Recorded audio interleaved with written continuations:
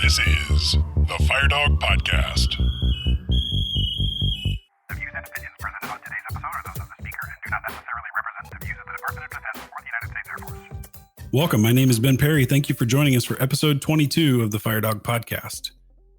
Our guest today is the Detachment Chief for Detachment 3, the 45th Operations Group at Patrick Air Force Base, Florida, the only full-time unit tasked to provide DoD support to the nation's crewed spaceflight programs, responsible for worldwide astronaut rescue, medical operations, and nominal and contingency landing site support.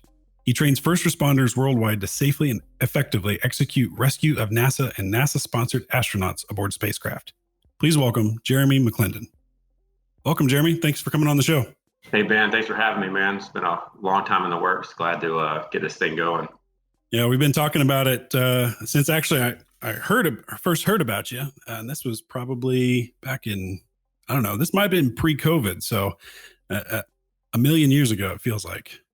Oh, yeah. It was, I think it was around promotion release time when you were one of the couple of folks that hit me up on an email out of nowhere. It inquired about the job. So. Yeah, we'll get into why that is. I think it's probably because it's the coolest job in the Air Force. But so you're a firefighter working with NASA. But you're not part of Cape Canaveral Fire Department. You're not part of Patrick Fire Department. You work for the 45th Operations Group in a unit called Detachment 3. What is that? So Detachment 3 has actually been around since the inception of NASA, right? So like our unit has been the only unit tasked to provide basically astronaut rescue all the way back from the Apollo Gemini days all the way through Soyuz and shuttle. So it's dwindled down when the unit first started. There was hundreds of people in the unit. There's a 3-star general that was the commander of it, and then over time, mission went down, and especially when the space shuttle went away, we kind of our manning really got gutted. And one of the positions that they really wanted to keep was the firefighter, because in the transition between the shuttle into where we are now, they didn't know what kind of aircraft or spacecraft they'd be using. But anyway, so the detachment, right, we're like a small unit full of SMEs, subject matter experts from rescue, pilots, everything.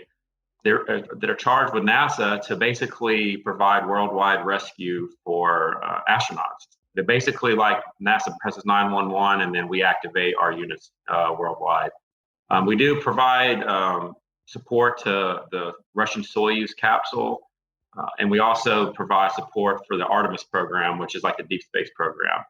Like I said, we've I know a lot of the listeners on here probably remember the shuttle rescue days. That's something I actually never went through as a young buck back in the day, but I always heard about everybody going through it, and it was awesome. So when I got this job, I really didn't expect, what Det 3 did till I got in here. And so now it's kind of, it's all over the place, and every day when I go to work, it's something different. It's unique. It's, you don't really know, because we're still in the developmental phases, even though we just had the first crewed launch, but we're still developing procedures. We're still working with 3 programs. So what other resources besides, obviously one firefighter, what else is in the 45th OG Det 3? So we have C-130 pilots, rescue helicopter pilots. We have a Navy F-18 navigator. We have a reservist PJs. We have retired PJs. We have a SEER guy. We have a master diver from the Navy, a master diver from the Coast Guard. We got a couple of firefighters. We have just navigators, logistics, AIF. We're like like I said, a smorgasbord of SMEs in the unit that come together to come up with the TTPs. We have active duty doctor in the unit. So wow. One of the things though that we do is we cover 3 capsules. So that's why we have like such a wide variety of people in their unit. Is for the Artemis program, we actually provide nominal end of mission support for the capsule. So we work with the Navy out of Navy Base San Diego, and that's why we have like a Navy bosun, a Navy diver, all those guys, because we work with active duty Navy out in San Diego, and we take one of their ships to recover the capsule and everything. Kind of jumping back with the SpaceX and Boeing, so those are commercial providers that we are only tasked to provide contingency rescue. So these, like SpaceX is a water lander, like you may have seen just on TV. Boeing, on the other hand, is a land lander. And so it's going to so we have 2 completely different types of capsules that we support that require 2 totally different kinds of rescue. But with either one of them, the most dangerous rescue of all is going to be out in the ocean. So that's what we kind of train to the most dangerous mission, which would be jumping PJs out somewhere in the middle of the ocean to rescue these astronauts wherever they're at. Man, that sounds like an incredible team that's able to go do an incredibly wide range of duties in support of NASA, the Soyuz program, Artemis, all these kind of wildly different, but still space, and I guess they're the same on some level. But what does a firefighter do, right? So if I had to guess, it's because it's basically a controlled aircraft crash, is what you're going out there to kind of train for and prepare for coming back in. Is that right? Correct. Yeah. So that's what I like when I'm teaching the PJs. I say just treat this thing like if it was an F-16 that crashed, right? Because F-16s have hydrogen on it, and all these space capsules have hypergolic fuels. But in reality, it's just a small craft with passengers in it that crash somewhere. So the firefighter, what they lean heavily, like the DoD and NASA, on our unit, and specifically my position, is our hazmat expertise, aircraft egress, and incident command. Right now, our main focus is the hazmat stuff because we're training PJs, Navy divers, and everything about hypergolic fuels, how to detect hypergolic fuels, how to do that out in the middle of the ocean, what they're looking for, basically what their first aid, like if they get in contact with the hypergols, what they do, like, basically going through a hazard assessment, right? Like they go up, do their sweeps. Also, though, so SpaceX is supposed to land on in water, and then Boeing lands on land. So, like, you just imagine if this thing lands somewhere in the United States, and some local county fire department shows up on scene because this thing just floated down in their backyard. Well, they don't know anything about it, right? So, and what I did is I came up with this kind of faxable checklist thing, basically a first responder guide that kind of it's basically a 105E-9 mixed with like an AFTO-88 that tells a firefighter like everything they need to know about the aircraft in like firefighter terms, So it's like broken down simple with pictures, like how to open the hatch, how to open the top hatch, what are the hazards on it, where are the hazards located, how to get the astronauts out of the seats, how to get, how to get them out of the. Because if something goes wrong and they land somewhere they weren't expected to land, it's probably hard for your unit to pick up and get there as quick as the local volunteer fire department's going to get on scene, right? Right. And so, like, kind of, I'll backtrack again. So during a mission, we have a C-17 stage at Joint Base Charleston and Joint Base Pearl Harbor Hickam. And those have, and then we'll also, for a launch, we'll have a team at Patrick. For a landing, we're not required to have a team at Patrick. So basically, we have 3 locations with 2 C-17s, C-130s, and HH-60s to provide global response. So that's, if this thing lands on land, like these C-17s we have are all equipped for water. So that we're not going to launch those C-17s to Oklahoma because they have jet skis, boats, and dive gear and all that kind of stuff. At that point, it's going to be like a best effort, right? Like what's the closest base. But like you said, a local fire department, it could even be a police. So we have it's basically a 2-page guide on there that will tell you, hey, if this thing's on fire, stay away this far, stuff pulled right from the ERG, right, for hydrazine. Sure. And then it gets more into like if the firefighters on scene want to try to get the astronauts out, one, I'm going to talk straight to their IC because we're going to work with the Air Force Rescue Center, and we're going to basically get in contact with them. We're going to get them that guide so they can come up with their instant action plan and figure out what they want to do. And then I would be the SME on the phone talking to the commander. So that's another thing as a firefighter. I'm like working in the ops center, and that's kind of one of my things, my roles that I'm going to shift into if this thing lands somewhere in the United States. Is basically talking to the incident commander and walking him through and providing any information that he needs. Wow, that's a little. I'm a little speechless by how wide of the scope of that job seems, and the mission of the unit specifically. But as the firefighter, I mean, it's not stuff you're normally doing, working down at Base X, So, I mean, how did you get trained for this job? Who kind of took you under their wing and taught you how to do all this stuff? I mean, the Lewis F. Garland Fire Academy is where I got all the training, I mean, like this job, there's no OJT for it. Cause like when I came into the unit, SpaceX and Boeing had just been awarded the contract. So like they were still developing their capsule. So in that transition from the shuttle to now, I mean, there wasn't really anything to train me on. So everything that I learned was like every day I go into work and they're like, hey, Boeing needs you out at Johnson Space Center to help their landing recovery team, which are firefighters, run through like basically developing their nominal egress procedures on how to get the astronauts out of the capsule. I've never even seen the Boeing capsule. So it's like go out there and spend a day learning about the capsule and then just working with them using normal aircraft rescue, techniques. We come up with these cool systems, with pulleys and ropes and everything, and then you find out the easiest way to do it is just to muscle somebody up out of the capsule the same way you would do like an F-15, Sure. So, but it's different every day. The biggest thing is when we work with the Navy, because those guys out there, like I said, we provide nominal support for the Navy, and it's that like we provide like their fire department is going to possibly have a response on shore or on the ship, their DCA. So it's just learning every day on the job, because like I said, something comes up every day. It almost seems like that it's like kind of out of the blue. But yeah, there was no training from anybody. My predecessor, I have a partner that I work with. He's a contractor, but he used to be in the unit back during the shuttle days. So he kind of provides some of that historical aspect, and that back in shuttle phrase, like this is how we did it. So, but like I said, there wasn't any like a formal on the job training thing or anything. So as we mentioned in the beginning, I think, NASA and SpaceX just teamed up to do the first manned space flight, American astronauts from American soil in almost a decade. And you guys were kind of at the front and center of all that, if I'm understanding right. So how did you guys team up with the NASA and SpaceX teams and prepare? Was it kind of just a everyday, like you kind of mentioned it already, but every day something new, or did you have kind of like timelines? Okay, but by month 3 out from launch, we have to have these things accomplished, or I have to assume it's structured, right? Oh yeah. So I feel like we've just glossed over everything, right? So our unit's broken up to like a mission support division, a rescue division, a medical division, and a commercial crew division.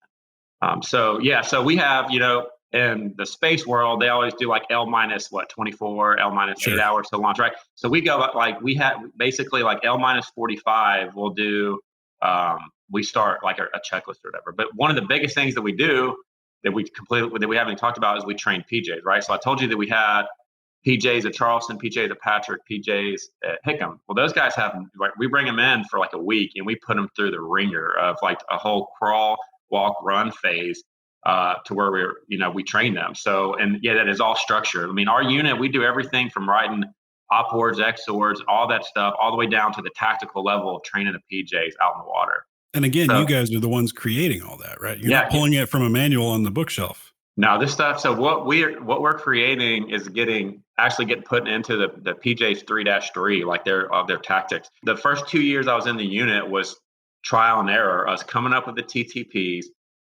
trying it out, because we work hand in hand with SpaceX. So they have like trainer spacecraft that we put in the water. So we'll try these TTPs, and we've gone through different iterations and of what we think works the best. And so like one thing is one of our focus areas is a HAZ assessment. So while we were doing these TTP developments, we were going out on jet skis around the capsule that didn't have any hypergulls on it and basically practicing what we think how we would do it.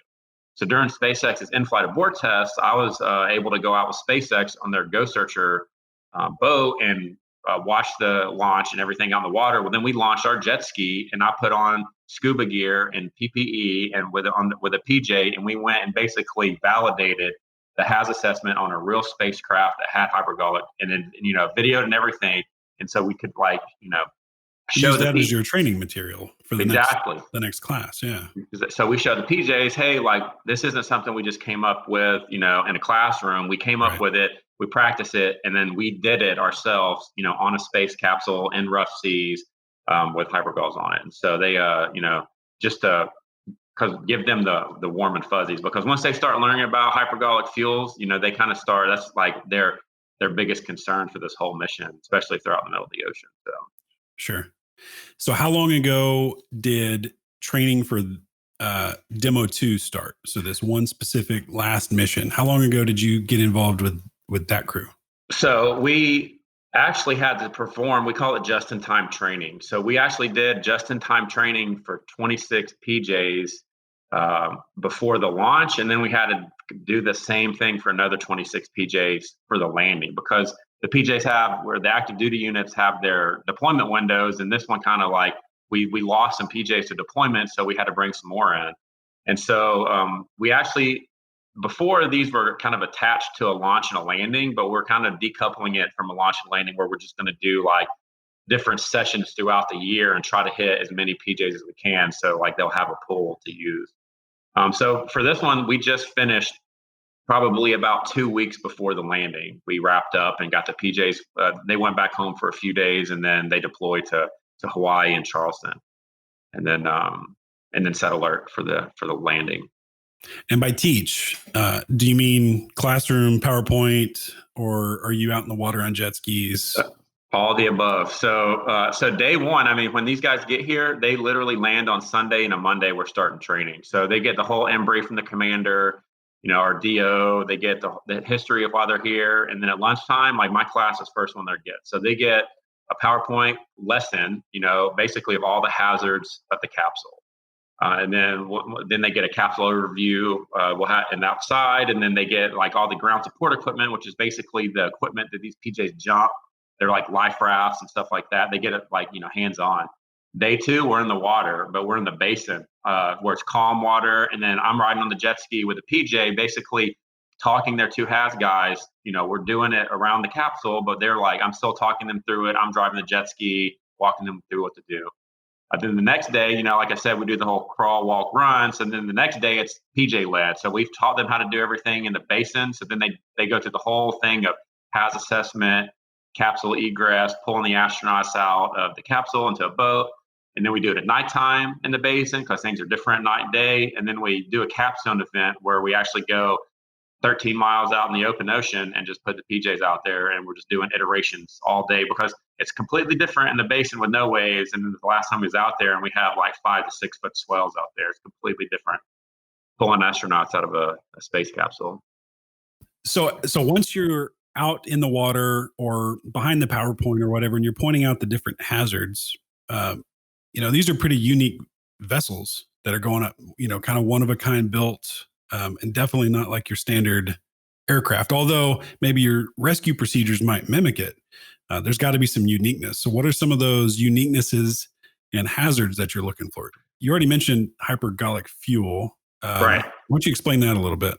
All right. So all three capsules that we support, the Orion capsule, the Boeing Starliner, and the SpaceX Dragon capsule, they all use hypergolic fuels for basically for maneuvering in space and for their launch escape system. So SpaceX specifically uses monomethylhydrazine and nitrogen tetroxide, which mixes together. You have an oxidizer and a hypergolic fuel mixes together, causes combustion.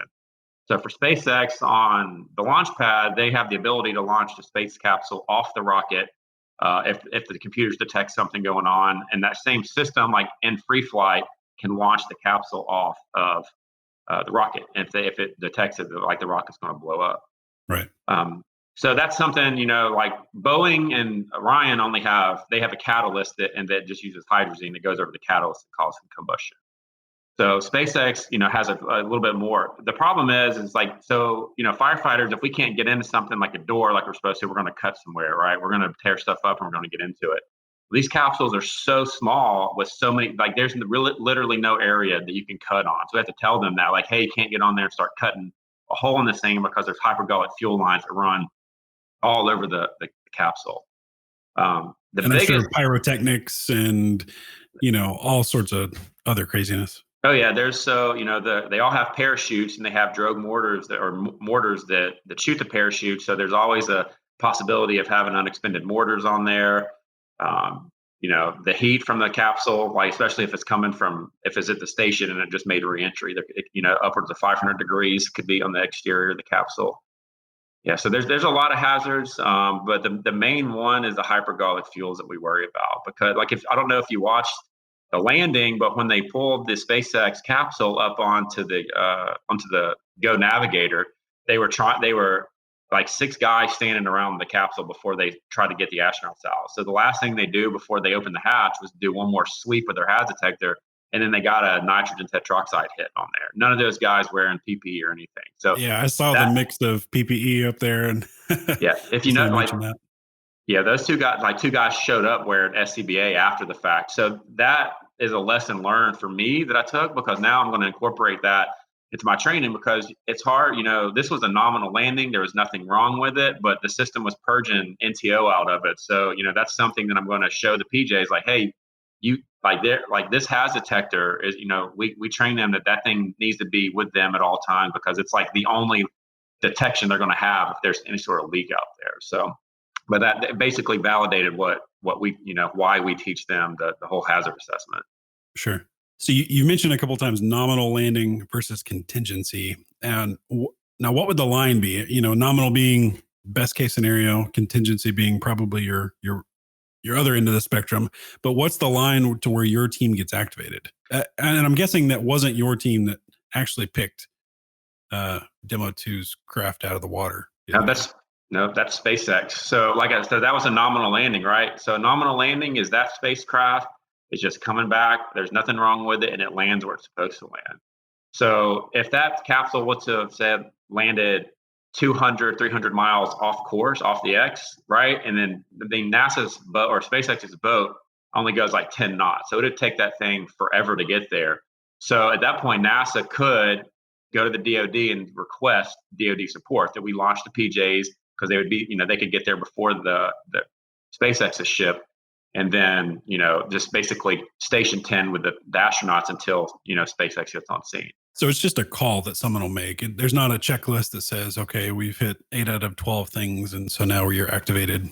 No, we sit there until NASA requests support. Like NASA officially has to go, like, because we'll have a rep up at Kennedy Space Center with NASA, and basically during any launch or landing, they have to go to the DoD and say NASA's requesting DoD support. And at that point in time, that mission turns over to the DoD, right? So we own the rescue mission, and NASA is just a supported, basically, customer that we're responding to. And then you'll own it until, just like an aircraft crash or something, until the emergency stabilized, and then you'll turn it back over to SpaceX or NASA or somebody. Yeah. Right. So say this thing landed out in the middle of the Pacific Ocean, right? That's definitely not anywhere near the coast of Florida. So we'd launch probably the HICM team, because they would get there the quickest. And then we have like timelines, just like firefighters, like we have timeline to get on scene. Like we have a timeline to NASA to have the hatch open, but it just all depends on at what point of flight it was at, or where, because if once they get on station, our forces stand down. So like if there was something wrong on the station and they had to undock from the space station and just come to Earth, there would be like we wouldn't have PJs on scene or like on standby. So it would just be a best effort. But if it was during a launch or a landing and we launched the PJs to the Pacific Ocean, they would get to the astronauts. They would pull the astronauts out of the capsule. They would basically just have to float out there because they have jet skis and some wing boats.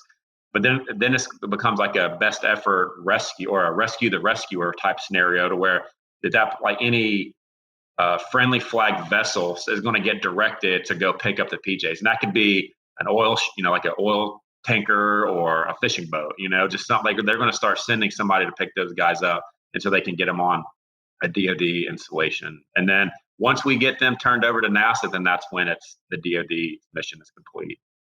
Well, the local populace seemed pretty capable to get out there in a pretty quick fashion during this last landing, it looked like. Yes, that's one of those things. So I was working in the ops center, and our wing commander is, so when we get, during the launch or landing, we get activated as Task Force 45. And so the wing commander here at Patrick becomes a Task Force 45 commander. And so he was in our ops center sitting right like behind me. And I mean, at first it was kind of hard to tell, like, those private boats, and then when the Trump flag went by, it kind of gave it away. So we have a Coast Guard liaison officer in the ops center, and we had a Coast Guard cutter out in the water. Scrambling. I'm sure. So that's one of those things. Like, we only do what NASA has requested in these formal documents. And SpaceX, there's nothing like requested from the DoD to provide security for, because that is a commercial spacecraft, right? Right. So the the cutter, like the Coast Guard liaison officer told us that, hey, like we're launching one of our fast boats over there to try to give them away for safety, but they don't have any authority out there to like make those civilian boats get away from that capsule. So which just seems a little crazy, right? Like that they wouldn't have. I mean, you can only control so much of the ocean, I guess. And if you announce on international television that, hey, they're going to be landing in Pensacola, you know, people are probably going to start getting funny ideas in their head. But you'd think that they'd have security somehow. I'm sure that's in the work right now. I'm sure they'll figure it out for the next one. Trying to figure out, you know, to request some DoD support out there for the next landing. But yeah, they have to tell them, like, you know, notice the mariners that the spacecraft's coming in, you know, so they were all out there waiting for it because as soon as it landed, they were zooming to it. Right. So did you get a chance to work directly with the crew, Bob Behnken and Doug Hurley, the astronauts that were on the recent mission prior to their launch? So I personally didn't work with Bob and Doug on this one, but we do work hand in hand with astronauts all the time because the astronauts have like an extremely invested interest in what we're doing because like we're basically the lifeline for those guys if something goes wrong. So they at a lot of the TTP events that we do, they'll bring the crew out there to kind of observe what they're doing or maybe like incorporate some of their training and what they're doing with us. But yeah, we do work, especially when we go out to Houston and work in Johnson Space Center. I mean, astronauts are always over there working with Boeing's mock-up trainer they have over there. So they do have a vested interest, and they are like extremely interested in the techniques that we're coming up with. Well, I can imagine. Yeah.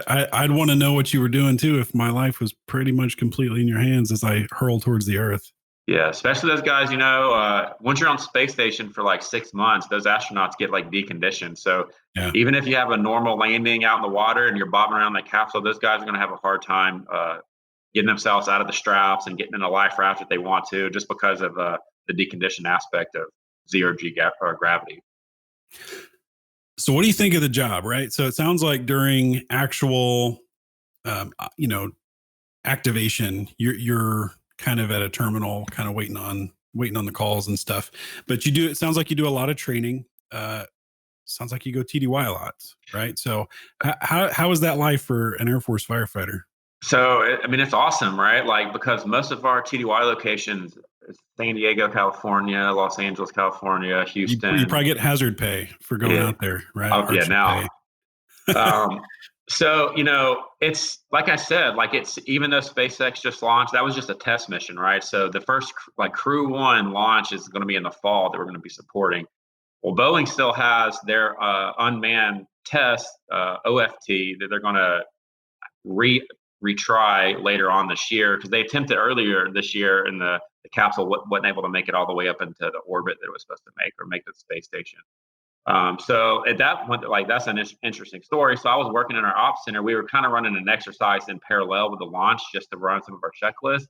And once the thing didn't make it to orbit, they started talking about this. Hey, this might be landing at Edwards Air Force Base or whatever, you know. So I had like 6 or 7 people literally turn and look at me like, you know, what do we do? Yeah. So at that point, you know, we start coming up with, okay, well, if we think it's going to land there, you know, we're going to reach out to Edwards or we're going to reach out and like kind of give them a heads up that, hey, this thing might be landing there. But so I kind of want to talk about the Artemis program because that's the deep space mission, right? Like this is the one that's supposed to go to the moon and then eventually go into Mars. And I mentioned that we do everything contingency rescue, but we also do nominal end of mission. So where we get on a Navy LPD, which is one of those ships that kind of launch hovercraft out the back of it, you know, we use that to recover the capsule, basically like a big fishing line. So once we get that capsule into the well deck of this ship, you know, this thing's still full of hypergolic fuel. So that's kind of one of the things, like we're still in the TTP development, working with the Navy on, hey, what are we going to do if this thing starts leaking hydrogen in the back of this ship? Same thing for when we get it on shore. Like I actually have a meeting with the Navy-based San Diego fire chief next week to talk about, hey, we need to run through contingency plans. If this thing, you know, we know where it's going to be, we know where it's going to, because they're going to like deservice this thing. If it starts leaking hypergol, we have to incorporate NASA into your like emergency response. Because once they deem it clear, NASA has the team that knows how to go in, shut down systems, you know, close valves on the capsule and all that kind of stuff. So it's a lot of planning and a lot of meetings and a lot of just trying to figure out on the fly what we need to do, because this is all completely different from shuttle. I mean, this shuttle was, landed on runways, and it was basically, we treated it like an aircraft at all the TAL sites and everything. And so this one, it's just trying to make sure we're not forgetting something, before we actually have a mission. Which is hard because it's the first couple that have happened, at least in a very long time, and definitely, by the commercial sector. Yeah, and that's your specifications are different between the companies, and it sounds like one, SpaceX maybe has their own boats. So the Artemis program is like a NASA ran program, just like shuttle. Boeing and SpaceX are the two commercial providers. So Boeing lands on land, so they don't have a boat that they go out to recover their capsule. So they'll send their landing recovery team to whatever one of the 5 landing sites, which are all on DoD installations.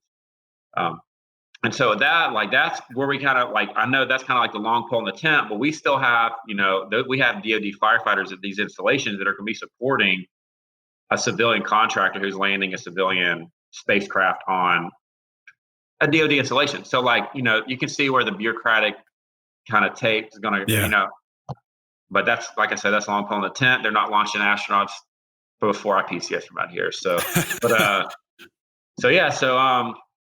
Boeing, like I said, they land on land, and we'll see. So back to Artemis, the mission to get to the moon and to Mars, and does that drastically change what you're doing for the mission? I mean, is the spacecraft different enough to where you're going to have to completely start from scratch for that mission, or is it kind of all the same once it's up there, once it comes down? Yeah, it's pretty much just so they actually did a test flight of the Orion capsule back in 2014. It was a EFT-1 exploration flight test 1, where they launched the capsule into orbit for about 4 hours, and then they landed it off the coast of San Diego, and then our unit was out there and nominally recovered this capsule into the Navy LPD. And so the next mission is another test mission in 2021, and it's going to be like about a 30-day mission where the capsule's going to go to the moon uncrewed. There's going to be nobody on it, and it's going to go around the moon and be up in space for about 30 days and come back. So yeah, nothing changes. I mean, it's just it'll just have more hypergolic fuel on it than if it was just doing a test. That's pretty sure. And I can assume that these launches are going to start to pick up, which means landings are going to start to pick up, and which means you guys are going to get busier. Does that mean I mean, you can't probably speak for your whole unit, but is your unit going to grow? Is the mission going to develop more as it goes, you think? Oh yeah. So they're looking to do about 4 launches and 4 landings a year just for SpaceX and Boeing, and that doesn't include any of the Artemis missions we have. So right now, once the Space Force stood up, so we're a detachment right now at the 45th Space Wing.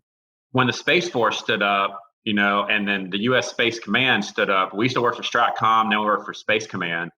U.S. Space Command when we're activated. Well, we're kind of like that in limbo of who do we belong to, right? Do we belong in the Space Force? Even though, because we do terrestrial rescue. We don't do any rescue in space. All our all our rescue happen on land. So we're actually going through right now, I think it's ACC led, but don't quote me on that. They're doing an OPT to find out, for our manning, we doing mission analysis, because we have to have more manning. We don't have the manning to do.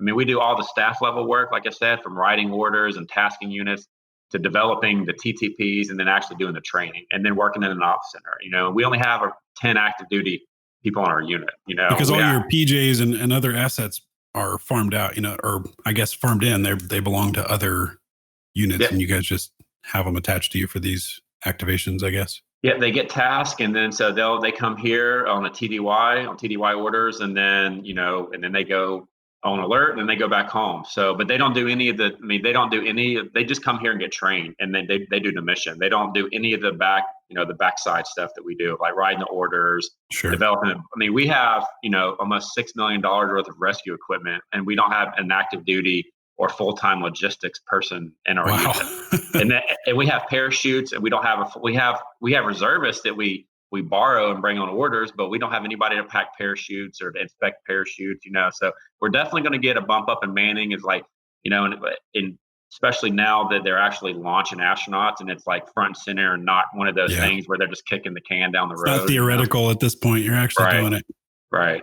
So, yeah. And I'm sure, I would guess, that your brothers down at the Patrick Air Force Base Fire Department are probably willing to come out and help you drive jet skis and keep them fueled up and stuff, maybe. Yeah, I was lucky to be a part of that department, so I still got some contacts over there. So yeah, when like I said, we have a bunch of jet skis and we don't have enough guys to, take them and ops check them, so I'd grab some of those guys and have them go out there and ops check the equipment for us and everything. So, well, this has to be hands down, in my opinion, the coolest job as a firefighter in the Air Force for sure. There's probably some competition for coolest job in the Air Force, potentially. Again, my opinion. How does one find this job? This one probably doesn't. You don't just get selected for it randomly. It's not going to show up on your, regular assignment list. How'd you get the job? So I was I actually applied. It was on an AMS, advertised job. It is a 3E7 position, so I am in a fire billet. So for promotion testing and all that stuff, I'm still in the career field, but it's just a 1D position in an ops group. But like I said, it's advertised on AMS, and I knew the guy who was in it before. He was actually in this unit for almost 5 years. He did a lot of development though. He did a lot of the stuff before I came in the unit. But like I said, I'll be PCSing soon, so it'll show up one day on AMS, and then you can apply for it. There'll be qualifications, right, that you got to meet, and but it's just you're fire officer 3, instructor 3, and hold on, I'm taking notes right here. And a half map. But I know a lot of people try to shy away from hazmat stuff in their career fields or in the career. So this is one of those jobs that you have to be able to embrace hazmat, because this is that you got to get in the books. You need to know, because you have people at NASA, and what you say they take to the bank, because you're the subject matter expert that the DoD has in its position. So you need to have a pretty good knowledge of hazardous material responses, and at least get in the books, to make sure that you're speaking intelligently when you're talking to NASA or the any first responders. So sure. And I'm sure you've developed your skills and your craft as you've progressed over the last few years in the job. You probably didn't have all of the corporate knowledge you have right now day one coming in. Oh no, it was doing a lot of research when we first came in, and reading through just thousands of pages of documents on all the capsules and make sure that I'm not missing anything, because there's no checklist. When I'm the class I developed for the hazards of the capsule, SpaceX doesn't teach me that. I have to go through their manuals and find all the hazards and and then develop the training for that. So yeah, I've learned. I learned so much being there. Another thing though that really helps you in this job is you speak to a lot of higher level NASA people or NASA officials. So you kind of learn how to handle those situations a little bit. We're in the fire department. We kind of get in our own world where we don't really do a whole lot of speaking outside of the squadron level stuff. So it has helped my communication skills with people, and especially civilians and outside agencies. So when is the next space flight that you guys are going to be activated for?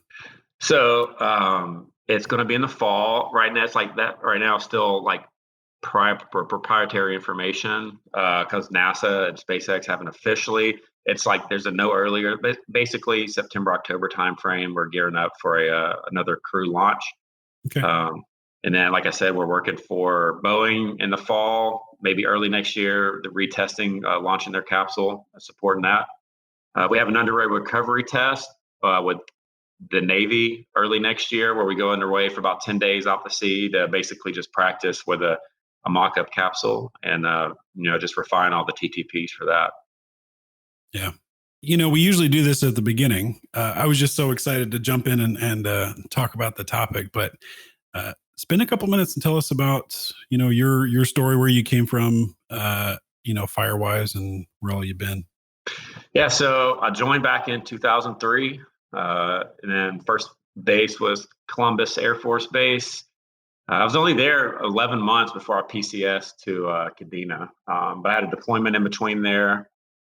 And then went to Kadena. I was at Kadena for 4 years. And then I PCS to Patrick in 2009. And then, but I was like on the fence of getting out. I was like, I went to TAPS. I was, out the door. I even had a line for tech and everything at one point. And I was like, and I just decided to stay in. And then, so I was actually have been trying to PCS for a few years from Patrick when the guy called and told me that this job was advertised. And I waited till like the last day to even apply for the position. And I didn't tell my fire chief or anybody that was applying for it because didn't want any help to get the job. If I got it, I got it because I knew it would keep me here at Patrick for another couple of years. But I'm glad I did. I love it. It's probably one of the coolest things I've done in the Air Force. However, I miss being in a fire station. I miss being with all the firefighters and everything. So I'll be heading back to Davis-Monthan Air Force Base early next year to join a team. So that's outstanding. Well, I'm sure they're gonna love having you on the team with all your, your unique training and experience and stuff to bring that into the fold there. So congratulations on the assignment that you have, and hopefully the next guy's half as excited and half as smart as you, and can really take the cruise and make something good happen. So, well, I'm so honored to have you on the show. I just want to ask if there's anything else you want to share with the listeners before we go. No, I just know a lot of people kind of think this position, right, is kind of a wasted position for our career field, and I think this position is able to highlight our career field in an aspect that we don't get a lot of opportunities to do. We get NASA knows who I am, what my position is, and they highly respect what we say in our position. So I think it would be a disservice to our career field to have that attachment still to the human space flight, especially since we're gearing up, and getting into the next generation of human space flight. Well, I can get on board with that sentiment for sure. So again, thanks for coming on, and we look forward to seeing you down the road. All right. Thanks, Ben. Thank you for listening to this episode of the Firedog Podcast. You can find more content just like this regularly posted to our Facebook page at facebook.com/the Firedog Podcast. That is facebook.com/the Fire DAWG Podcast. Please don't forget to subscribe, rate, review, and share this episode with your friends and coworkers. This is Ben Perry with guest Jeremy McLendon. Until next time, stay safe.